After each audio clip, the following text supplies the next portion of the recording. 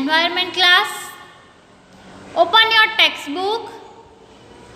Open page number 60. Unit 7 experiments with water. Unit 7 में हम पानी के साथ कुछ प्रयोग के बारे में सीखेंगे, यानी कि हम पानी के साथ कुछ प्रयोग करेंगे. What floats, what sink? Floats means तैरना, sink means डूबना. क्या तैरता है और क्या डूबता है. Sejal was waiting for dinner. Today mother was making her favorite food, पूरी and spicy potato सब्जी. सेजल डिनर का इंतज़ार कर रही थी. आज उसकी मम्मी उसका फेवरेट खाना पूरी और तीखी आलू की सब्ज़ी बना रही थी, इसीलिए सेजल डिनर का इंतज़ार कर रही थी. Sejal watched as her mother rolled out the पूरी and put it in the hot oil. Sejal देख रही थी कि उसकी मम्मी कैसे पूरी रोल करके बना रही है और कैसे उसे गरम तेल में रख रही है. She saw that at first the पूरी sank to the bottom of the pan. उसने देखा कि पहले पूरी पैन के अंदर सीधा नीचे तक कैसे डूब गई.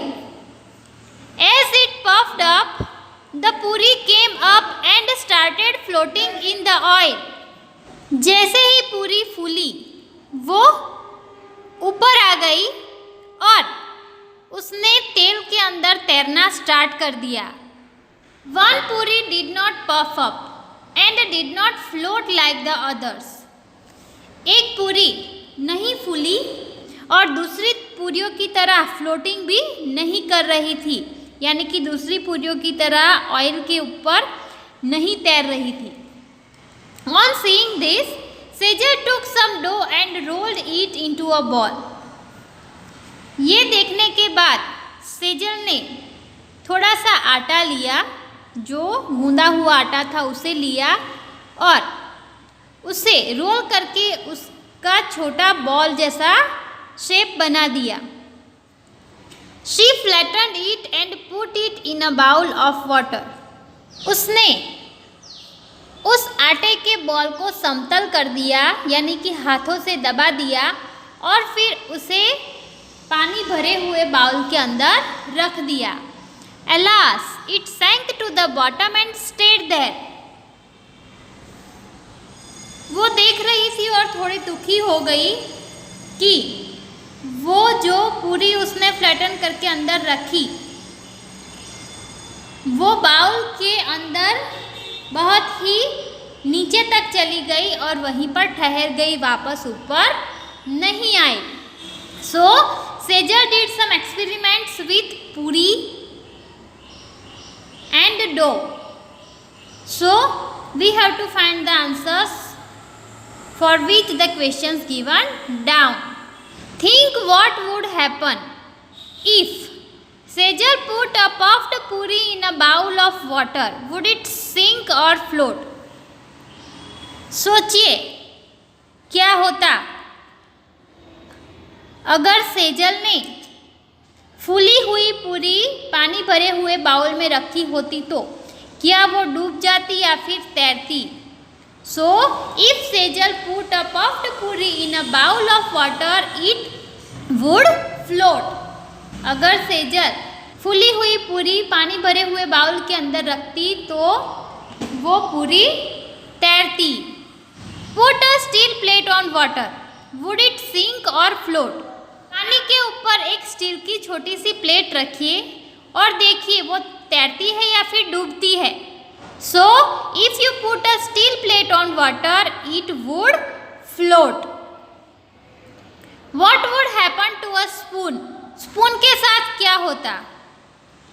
If the spoon is of steel it would sink and if the spoon is of plastic it would float. अगर वो स्पून यानी कि चम्मच स्टील की होती तो डूब जाती और प्लास्टिक की होती तो उसके ऊपर तैरती. Would the cap of a plastic bottle sink और float on water? Plastic bottle की कैप पानी के अंदर डूब जाती है या फिर ऊपर तैरती है? So the cap of a plastic bottle would float on water. Plastic bottle की कैप पानी के ऊपर तैरती है, वो नहीं डूबती। In the evening Sejal went for a bath. She had just come out when her mother called, Sejal, you have dropped the soap in the water again. Take it out and put it in the soap case. Sejal was in a hurry and the soap case fell out of her hands. शाम को सेजल नहाने के लिए गई और उसकी mummy ने उसे बुलाया, तब वो तुरंत ही बाहर आ गई। उन्होंने कहा, सेजल, तुमने फिर से साबुन को पानी के अंदर गिरा दिया है, उसे बाहर निकालो और सोप केस के अंदर रख दो। सेजल बहुत ही जल्दी में थी और उसके हाथ से सोप केस यानी कि साबुन रखने का बॉक्स गिर गया। Now see on the next page, page number 61। It started floating on water. Sejal gently put the soap in the soap case. She saw that the case continued to float even with the soap in it. Soap case पानी के ऊपर तैर रहा था। सेजल ने धीरे से उस सोप केस के अंदर एक सोप को यानी कि साबुन को रख दिया। उसने देखा कि अभी भी जो साबुन का बॉक्स है वो उसके ऊपर पानी के ऊपर तैर रहा है, जबकि उसके अंदर साबुन रखा गया। फिर भी सेजल ने उसके अंदर साबुन रखा, फिर भी वो तैर रहा था, डूबा नहीं। Have you seen that some things float on water while others sink? Think how this happens. The poem here raises such questions. क्या आपने कभी देखा है कि कुछ चीज़ें पानी के ऊपर तैरती है और कुछ चीज़ें डूब जाती है? सोचिए ऐसा क्यों होता है। नीचे एक पोएम दी गई है, उसमें से कुछ क्वेश्चंस रेज होते हैं। See, few things float and few sink in water. कुछ चीज़ें तैरती है और कुछ डूब जाती है पानी के अंदर। If the thing is lighter than it floats, but if the thing is heavier it sinks. अगर चीज़ हल्की है तो वो तैरती है, लेकिन अगर कोई चीज़ बहुत ही भारी है तो वो पानी में डूब जाती है।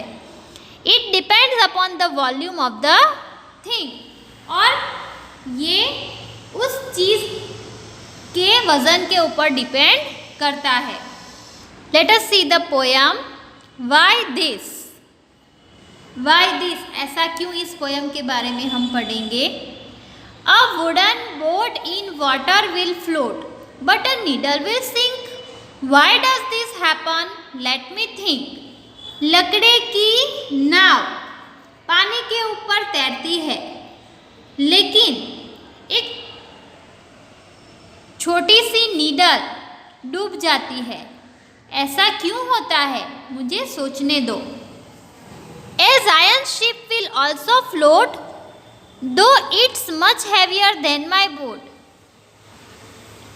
एक आयन यानी कि लोहे की शिप, लोहे का जहाज भी पानी के ऊपर तैरता है, जबकि वो मेरी बोट से ज़्यादा हैवी है, ज़्यादा वजन वाला है, फिर भी वो तैरता है पानी के ऊपर। But a needle light as a leaf, thin as a pin, will sink right in. लेकिन एक नीडल जो एक लीफ के जैसी हल्की है, पिन के जैसी पतली है, फिर भी वो डूब जाती है। ऐसा क्यों होता है? Why does this happen? Let me think. ऐसा क्यों होता है, मुझे सोचने दो। शिशिर शोभन अस्थाना, चकमक, December 1985 and translated by Anupa लाल। ये पोएम चकमक में से 1985 के ईयर से दिसंबर में ली गई थी और शिशिर शोभन अस्थाना नाम के किसी इंसान ने इसे लिखा है और ये पोयम अनुपा लाल ने ट्रांसलेट की है। सी, ऐसा क्यों होता है कि कुछ चीज़ें तैरती है और कुछ चीज़ें पानी के अंदर डूब जाती है। You have to do all the experiments which Sejal has done. Sejal ने जो भी प्रयोग किए हैं वो सारे प्रयोग आपको करने हैं और ये ढूंढना है कि ऐसा क्यों होता है। वुडन बोट हमेशा पानी के ऊपर तैरती है। आयन का शिप भी तैरता है जबकि वो बहुत ही वजन वाला है।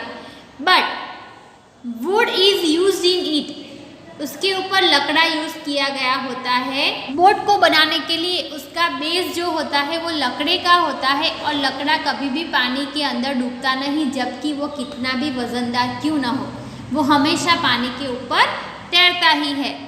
नीडल वो आयन की बनी होती है, स्टील की बनी होती है और आयन और स्टील अकेला पानी में डूब जाता है। आयन शिप इसलिए नहीं डूबता क्योंकि शिप का जो बेस है वो लकड़े का बनाया गया होता है।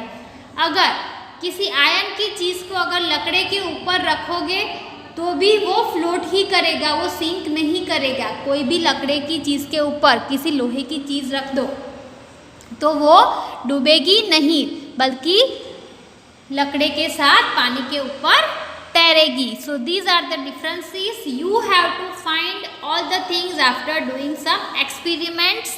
सेजल ने जो एक्सपेरिमेंट्स किए that you have to do and find about the sink and float things on water. Have a nice day. Good bye.